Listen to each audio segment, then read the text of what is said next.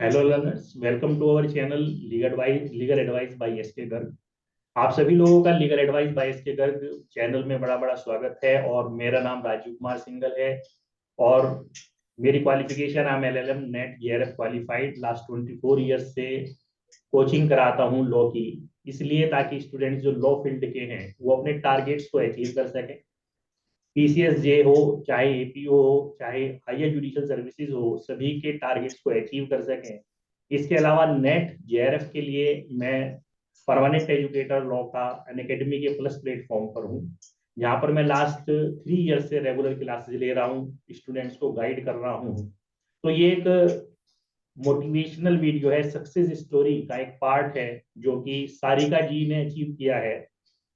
Assistant professorship के exam को qualify किया 2022 का जो एग्जाम हुआ जून 2022 का, और जो अक्टूबर में मतलब हो पाया, लेट होते होते एग्जाम अक्टूबर 2022 तक पहुंच गया और पेपर का रिजल्ट आया 5 नवंबर 2022 में, है ना।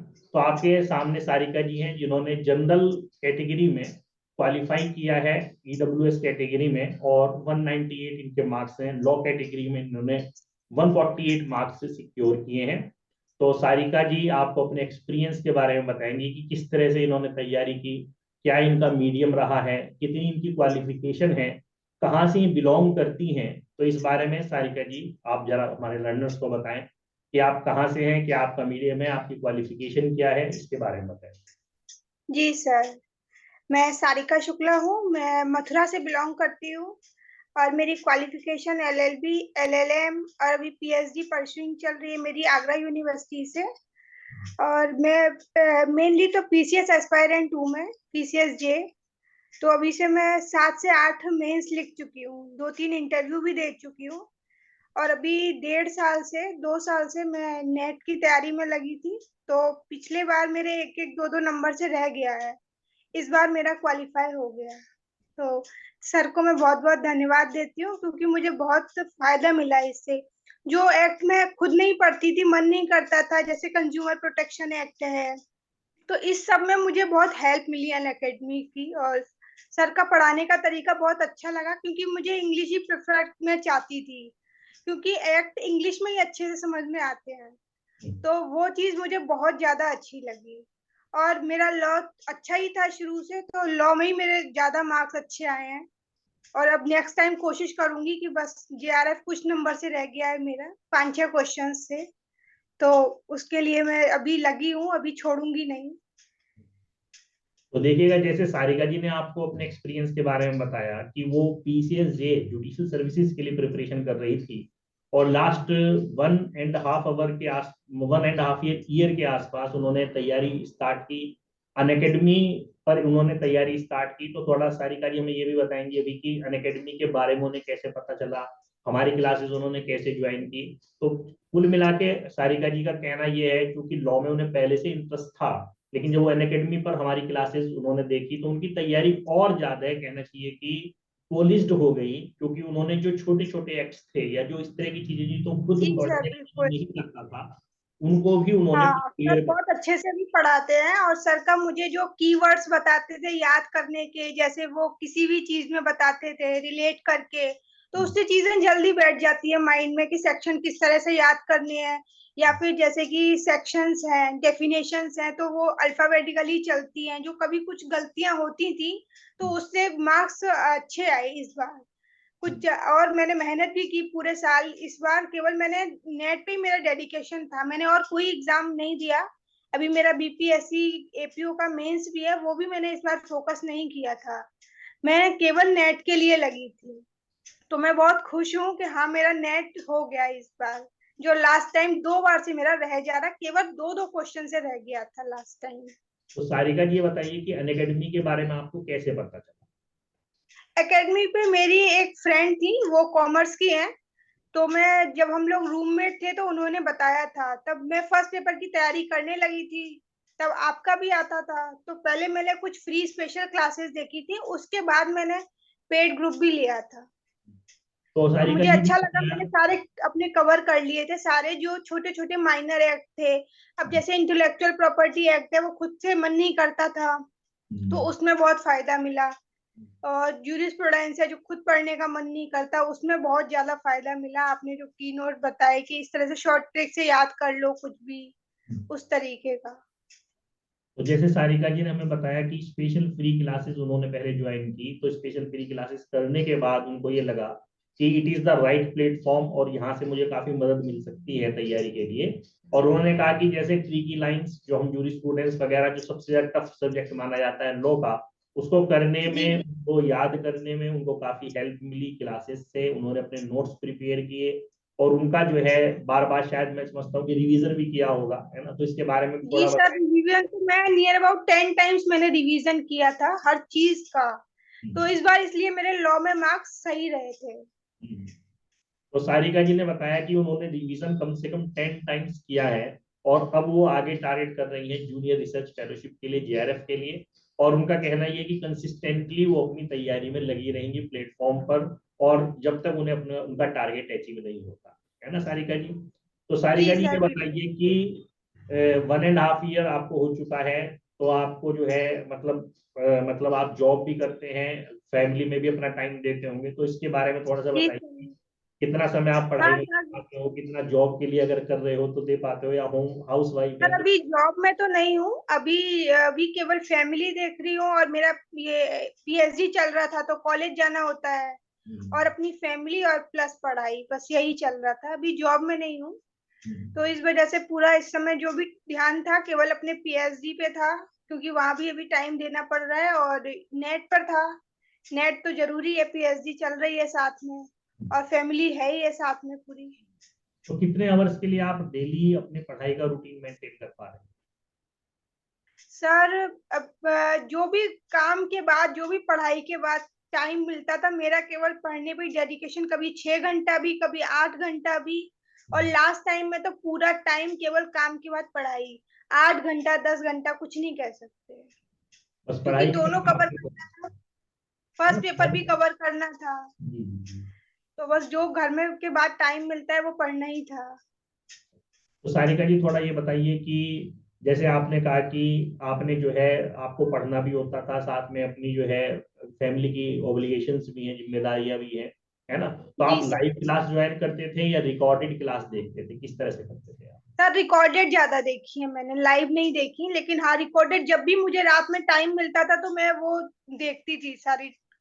रात तो में 2-2 बजे तक भी मैंने देखी है रिकॉर्डेड क्लासेस। मतलब अनअकैडमी का जो एक फीचर है कि अगर आप लाइव नहीं आ पाते हैं तो रिकॉर्डेड देख सकते हैं, और रिकॉर्डेड जी क्लासेस में सर बिल्कुल। अनलिमिटेड एक्सेस आपको मिलता है कि आप कितने भी समय के लिए, कितने भी टाइम के लिए कोई सी भी क्लास देख सकते हैं, कोई सा भी पीडीएफ डाउनलोड कर सकते हैं। तो इस फीचर ने काफी हेल्प किया आपको, क्योंकि टाइम का कोई बाउंडेशन आपके लिए नहीं रहा, दूसरा टाइम का वेस्टेज कोई नहीं हुआ जिस तरह से कोचिंग जाने में। वही जो सर टाइम बचता था उसको यूटिलाइज किया, रात में 2 बजे तक भी अपनी पढ़ाई कर ली, क्योंकि अगर रिकॉर्डेड क्लास पढ़ी है अपने, जब भी मुझे टाइम मिला, क्योंकि मेरे पास टाइम नहीं होता था मैं 6 बजे देखूं, जब भी आपकी क्लास चल रही है, तो मैं रात में जो सारी क्लासेस कवर कर लेती थी, जो पेड वाली होती थी, जो स्पेशल क्लासेस होती थी आपकी।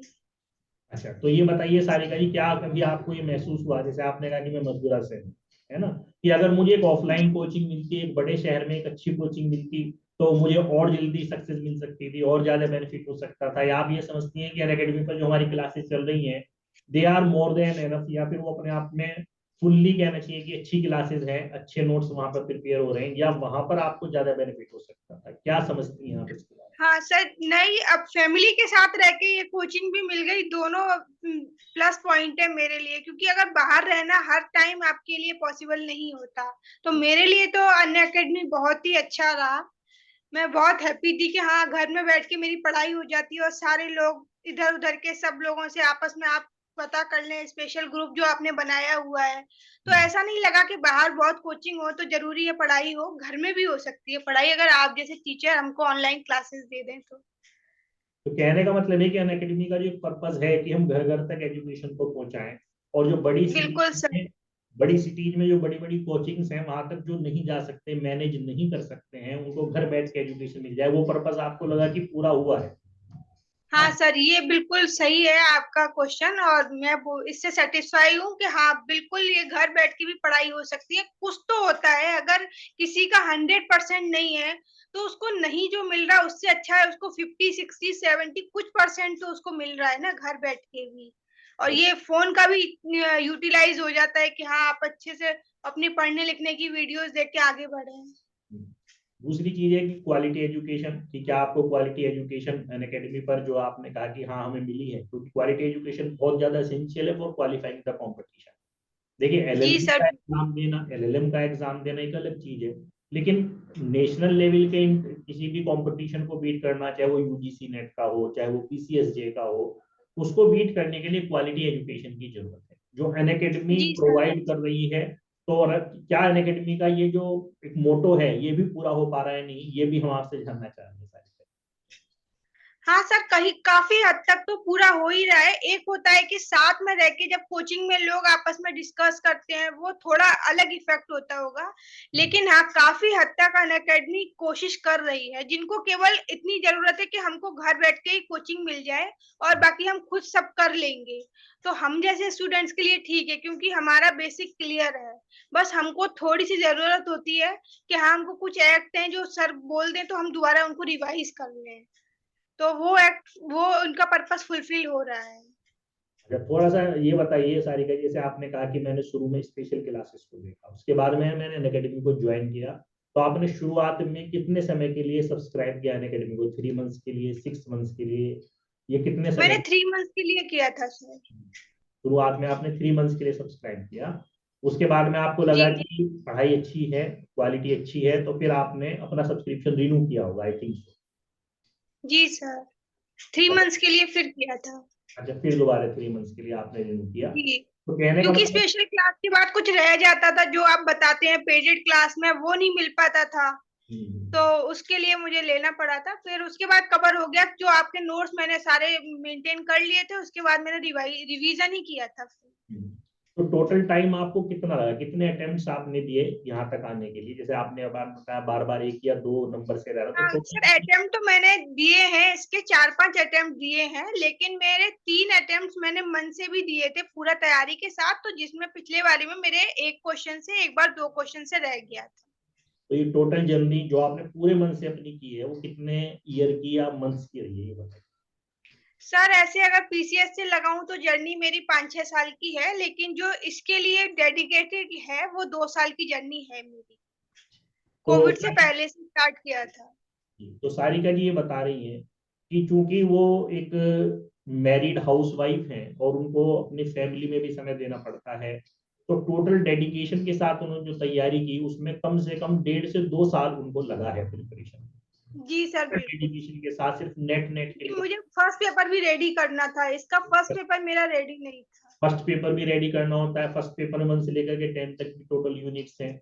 सेकंड पेपर लॉ में भी 1 से लेकर के 10 तक की टोटल यूनिट्स हैं। अगर मैं लॉ पेपर की बात करूं तो 1 से लेकर 10 तक जो यूनिट्स हैं उनके अंदर 32 एक्ट्स हैं जो पूछे जाते हैं सर यूजीसी नेट के बिल्कुल। द्वारा। और सभी का जो क्वेश्चंस का लेवल है वो अपने आप में टफ भी होता है और मॉडरेट भी होता है, कुछ जो है इजी क्वेश्चंस भी होते हैं। तो कहने का मतलब ये है कि फ्रॉम बॉटम टू टॉप सब कुछ आपको तैयार करना होता है।